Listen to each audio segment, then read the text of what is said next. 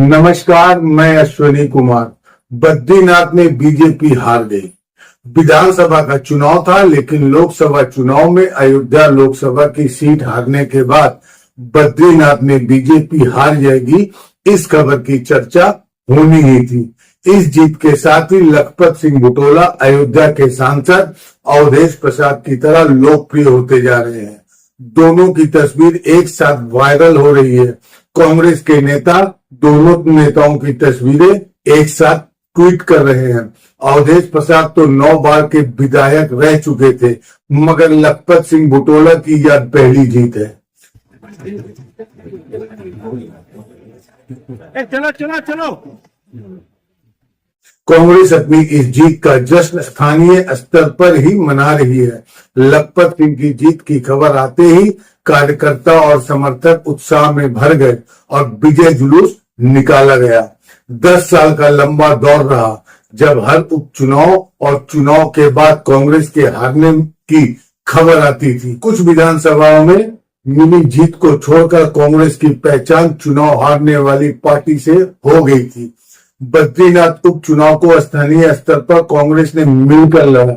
नतीजा या जीत सबकी दिखाई दे रही है। हरीश रावत ने गांव-गांव जाकर प्रचार किया, तो उनके प्रतिद्वंदी हरक सिंह रावत ने भी लखपत सिंह बुटोला के लिए प्रचार किया।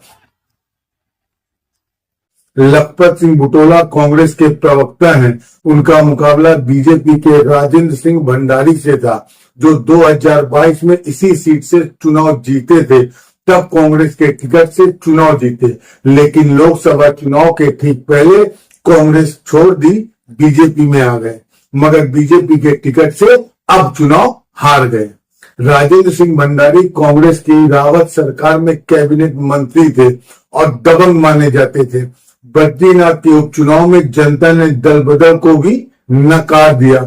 आपसे कह दिया कि शुचिता और नैतिकता की लड़ाई थी, और इस शुचिता और नैतिकता की लड़ाई में जनता ने शुचिता के साथ खड़ी रहे, नैतिकता के साथ खड़ी रहे, और ये दिल्ली की सरकार को और यहाँ उत्तराखंड की सरकार को मैसेज देने का काम किया कि जनप्रतिनिधियों, जो जनप्रतिनिधि होते हैं, उनको न बेचने का काम करें, न खरीदने का काम करें, और जनता ने जो जनादेश दिया उसका सम्मान किया जाना चाहिए। और यही मैसेज उत्तराखंड की एक और सीट है मैंगलोर। यहाँ के उपचुनाव में बीजेपी ने पूरी ताकत झोंक दी। पार्टी को लगा कि इस सीट पर जीत दर्ज कर वह रिकॉर्ड बनाएगी, क्योंकि उसे यहाँ कभी सफलता नहीं मिली है। इसके बाद भी बीजेपी मैंगलोर की सीट नहीं जीत पाई। कांग्रेस के काजी मोहम्मद निजामुद्दीन जीत गए। यह मैंगलोर का वीडियो है। काजी की जीत की खबर मिलते ही उनके समर्थक बड़ी संख्या में जमा हो गए। यहाँ भी जनता ने दल बदलू को हरा दिया। करतार भडाना राष्ट्रीय लोकदल से होते हुए बहुजन समाज पार्टी में आए और फिर बीजेपी में पहुंच गए। बीजेपी के टिकट से चुनाव लड़ रहे थे। मैंगलोर मैदानी इलाका है, पश्चिमी यूपी की सीमा से सटा है। यहाँ पर भी चुनाव के दौरान, मतदान के दौरान हिंसा की खबरें आई थी। मतदान के दिन खबर आई कि बीजेपी के समर्थकों ने मतदान को रोकने का प्रयास किया है और मतदाताओं पर हमले की भी खबर आई। यहाँ गोली चलने की भी खबर आई थी। मंगलोर का मैं उदाहरण देना चाहूंगा, खास तौर पे चुनाव के दिन वहां किस तरह का प्रयोग करने की कोशिश की, वो आपके सामने है। कैसे मुस्लिम मतदाताओं को रोकने की पूरी कुचेष्टा की गई। उनका हक है वोट देना, वो उनको रोका गया। आज मैं सोशल मीडिया पे देख रहा था, कई टिप्पणियां भारतीय जनता पार्टी के समर्थक कर रहे थे, अरे मंगलौर तो मुस्लिम बाहुल इलाका है, कांग्रेस को जीतना ही था। तो मैं उनसे पूछना चाहता हूं, बद्रीनाथ 97.68% हिंदू है ना। बात हिंदू मुसलमान की नहीं है, बात है किस तरह की राजनीति आप इस देश पर थोपना चाहते हैं। वो ये देश स्वीकार नहीं करेगा। अयोध्या में जो हुआ आपने देखा, नासिक, रामेश्वरम, रामटेक, बद्रीनाथ, ऐसे तमाम ऐसे कई और मैं उदाहरण दे सकता हूं, जहां इन्होंने एक तरह से ऐसी राजनीति करने की कोशिश की जिसमें लोगों की रोजमर्रा की जिंदगी से जुड़ी हुई कोई बात का स्थान नहीं था। उन मुद्दों को वो सामने नहीं आने देना चाहते थे। सिर्फ और सिर्फ लोगों को लड़ाकर विवाद पैदा करके राजनीति करना चाहते थे, उसका आज एक बहुत करारा जवाब लोगों ने दिया है। लोकतंत्र की जीत है और जो लट तंत्र चलाने की उत्तराखंड में कोशिश की थी, उस लट तंत्र का उत्तराखंड ने जवाब दिया है।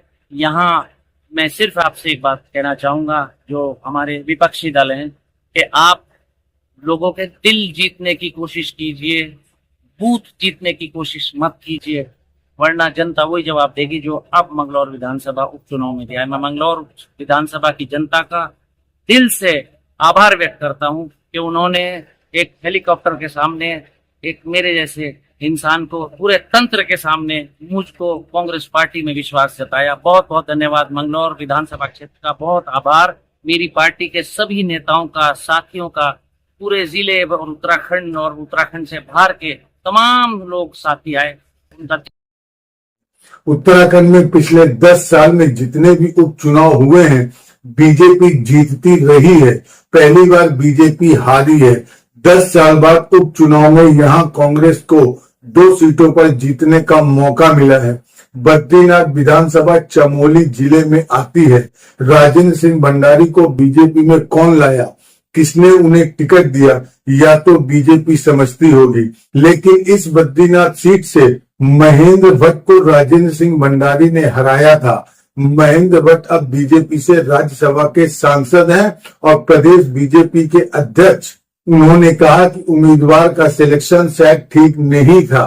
क्या वे यह इशारा कर रहे हैं कि राजेंद्र सिंह भंडारी को ऊपर से थोपा गया और उनके उम्मीदवार होने में उनकी कोई भूमिका नहीं थी? आदेश को स्वीकार करना हमारा कर्तव्य बनता है और ठीक है कि लोकसभा चुनाव के अंदर राजेंद्र भंडारी जाने का बड़ा लाभ वाला 8,000 वोटों से अधिक मतों से वो सीट पर आगे रहे हैं। लेकिन कहीं ना कहीं प्रबंधन की मैं कहूँ बात, या जिस प्रकार सारे विरोधी दल एक होकर चुनाव लड़ने के बाद और जिस प्रकार की मिथ्या बातें वहाँ चलाई गई, निश्चित रूप से हम उस सीट को हमारा अपेक्षा की हम जीतेंगे, जीत नहीं पाए हैं, हम उसकी समीक्षा करेंगे और भविष्य के अंदर उस सीट को भी भाजपा की सीट हो रही है। कुछ दिन पहले 8,000 मतों से हम लोग जीते हैं। व्यक्तिगत कारण भी उसके प्रत्याशी की दिशा में चर्चा करेंगे और आगामी दिन में मैं भी कह सकता हूँ 5 की तारीख में कि क्योंकि प्रत्याशी चयन में हमने क्यों लिखा था कांग्रेस जो विधायक आएगा हम उससे अपने चुनाव पर लड़ाएंगे, तो हो सकता है कि वो निर्णय हमारा जल्दबाजी का निर्णय हो, लेकिन भारतीय जनता पार्टी अपने सभी इस हार की समीक्षा। बद्रीनाथ की हार बीजेपी को काफी परेशान करने वाली है। ऐसी हार हेडलाइन मैनेजमेंट से भी पीछे नहीं रह पाती। अयोध्या की ही कितनी चर्चा हो गई। 2022 के विधानसभा चुनाव में बीजेपी बद्रीनाथ से हार गई। एक तरह से बीजेपी बद्रीनाथ में लगातार 2 चुनाव हारी है। 2022 में कांग्रेस के राजेंद्र सिंह भंडारी के जीतने पर इतनी चर्चा नहीं हुई जितना इस बार लखपत सिंह बुटोला के जीतने पर हो रही। इसका श्रेय केवल अयोध्या के सांसद अवधेश प्रसाद को जाता है। जयराम रमेश ने उत्तराखंड की जीत के बारे में कहा कि लग रहा है कि देश में राजनीति बद्रीनाथ का संबंध भगवान विष्णु से है और केदारनाथ का संबंध भगवान शिव से। 2020 में प्रधानमंत्री मोदी ने केदारनाथ में ध्यान किया और उसके बाद बद्रीनाथ गए थे। यह खबर इसी साल की है जब बद्रीनाथ के कपाट खोले तो पहली अभिषेक पूजा प्रधानमंत्री मोदी के नाम पर की गई थी। पहले भी इस तरह की उनके नाम पर पूजा हुई है और इस तरह की खबरें छपी हैं। प्रधानमंत्री मोदी ने केदारनाथ और बद्रीनाथ की कई बार यात्रा की है। 2018 में राहुल गांधी ने कैलाश मानसरोवर की यात्रा की। इस यात्रा में 15 से 20 दिन लग जाते हैं। राहुल गांधी ने कैलाश मानसरोवर यात्रा से जुड़ी कई तस्वीरें ट्वीट की थी। राहुल गांधी इसी साल फरवरी में केदारनाथ गए, तब अंदर पूजा के समय कैमरा ले जाने से मना कर दिया गया। बाद में उनका जो वीडियो आया वो मंदिर के। उत्तराखंड बीजेपी ने चंपावत और बागेश्वर के लोकसभा सीट जीती, लेकिन 1 महीने के भीतर मैंगलोर और बद्रीनाथ की सीट हार गई। हाल ही में लोकसभा में भगवान शिव की तस्वीर लेकर राहुल गांधी ने बीजेपी को चैलेंज कर दिया कि वो डर की राजनीति करती है और राहुल नहीं डरते। लोकसभा में शिव की तस्वीर दिखाकर राहुल गांधी ने सभी को कहा, हैरान भी किया भगवान शिव की तस्वीर लेकर राहुल गांधी यह बताना चाह रहे थे कि शिव की तरह वे भयमुक्त हैं, उन्हें डर नहीं लगता। उन्होंने भगवान शिव से सीखा है करुणा, साहस और निर्भीकता। राहुल ने कहा हिंदू हिंसक नहीं होता है, लेकिन बीजेपी हिंसा की राजनीति करती है। इस पर बीजेपी एवं उसके चरण चुंबक तुरंत भड़क गए, इसे हिंदू आस्था का अपमान बताने लगी कि राहुल गांधी ने हिंदुओं को हिंसक कह दिया, जबकि ऐसा कुछ भी नहीं था। केदारनाथ में भी उपचुनाव होंगे। यहाँ से बीजेपी के विधायक शैला रानी रावत का निधन हो गया है। शैला रानी रावत 2012 में कांग्रेस की टिकट पर यहाँ से चुनाव जीती थी। मतलब यहाँ से भी बीजेपी के पास अपना कोई उम्मीदवार नहीं था जिसे वो जिता सकती थी। शैला रानी बीजेपी में 2016 में आ गई और 2022 में बीजेपी की टिकट से जीत गई। केदारनाथ और बद्रीनाथ की कहानी बताती है कि आज की बीजेपी इसलिए विजेता दल नजर आती है क्योंकि इसमें दूसरे दलों से लाकर चुनाव जीतने वाले उम्मीदवार भर दिए गए हैं। मुमकिन है इस वजह से भी मंगलौर और बद्रीनाथ ने बीजेपी का कार्यकर्ता उदासीन हो गया हो कि वह कब तक दूसरे दलों से लाए गए नेताओं को विधायक और संसद बनाने का काम करेंगे। अगर यह ट्रेंड चल गया तो बीजेपी में कांग्रेस से आए नेताओं के लिए मुसीबत हो सकती है। वे न भागने के लायक बचेंगे न जीतने के। हिमाचल प्रदेश के लोकसभा चुनाव में कांग्रेस का खाता नहीं खोला, लेकिन विधानसभा उपचुनाव में उसके लिए अच्छी खबर है। यहाँ की 3 सीटों पर उपचुनाव हुए, 2 पर कांग्रेस जीती है, देहरा और नालागढ़। 2022 के विधानसभा चुनाव में कांग्रेस इन दोनों सीटों पर हार गई थी। देहरा से मुख्यमंत्री सुखविंदर सिंह सुक्खू की पत्नी कमलेश ठाकुर जीत गई। इस सीट पर निर्दलीय उम्मीदवार बीजेपी में चला गया था और बीजेपी के टिकट से चुनाव लड़ने पर हार गया। अभी तक माना जाता था कि चुनाव जीतना है तो अपनी पार्टी छोड़ो, बीजेपी में चलो, लेकिन बीजेपी में जाकर हारने की खबरें थोड़ी हाईलाइट होने लगी हैं। लोकसभा चुनाव के साथ साथ हिमाचल प्रदेश में 6 विधानसभा सीटों पर भी उपचुनाव हुए थे। इनमें से 4 पर कांग्रेस हुआ। एक तरह से हिमाचल में भी बीजेपी जाने वालों को हार का सामना करना पड़ा है। हिमाचल प्रदेश में कांग्रेस की सरकार फिर से सुरक्षित हो गई। अब इसके विधायकों की संख्या 40 हो गई। इस तरह कांग्रेस को तोड़कर हिमाचल प्रदेश में सरकार गिराने की कोशिश जनता ने नाकाम कर दी।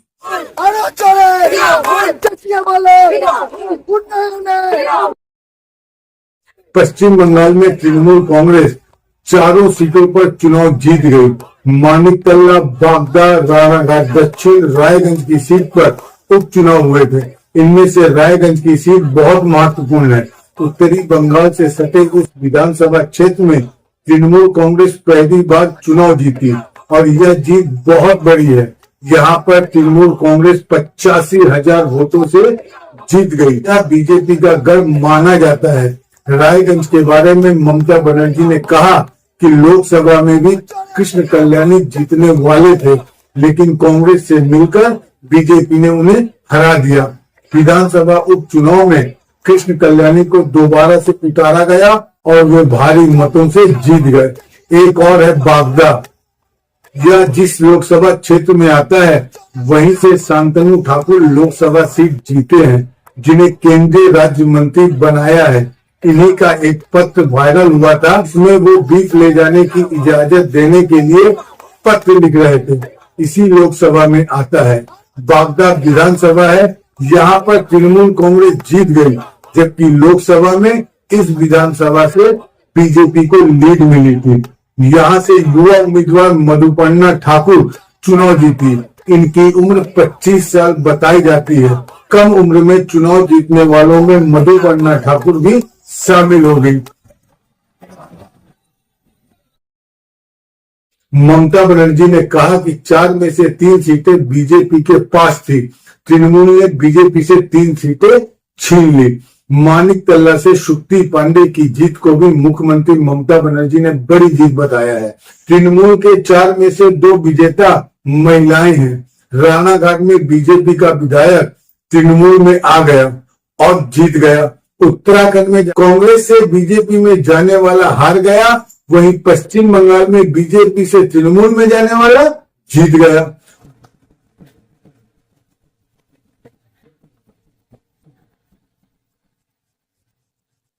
Together with the NDA party, all party.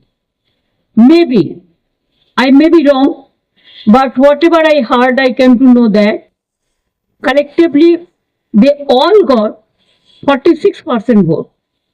And India itself have got 51% vote. So mandate is against of them.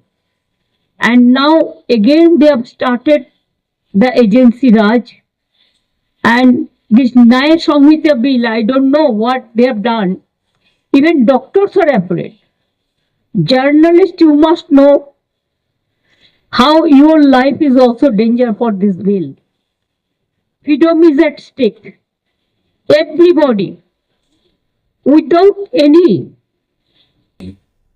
evidence, anybody can be victims of this bill. From the beginning, I am telling that to boycott, to suspend 147 MLA MP, you pass this bill. उपचुनाव को आमतौर पर खास महत्व नहीं दिया जाता, लेकिन लोकसभा चुनाव के बाद इंडिया गठबंधन का यह प्रदर्शन बता रहा है कि जनता के स्तर पर काफी कुछ बदला है। बीजेपी ने कोशिश जरूर की होगी, मगर उसे इस उपचुनाव में सफलता नहीं मिली। 13 सीटों के उपचुनाव में 10 सीटों पर इंडिया गठबंधन की जीत बताई जा रही है। अयोध्या के बाद बद्रीनाथ की सीट पर बीजेपी का हाथ उसे लंबे समय तक चुभने वाला है। नमस्कार, मैं अश्विनी कुमार। स्वतंत्र और आजाद पत्रकारिता का समर्थन कीजिए, सच में मेरा साथी बनिए।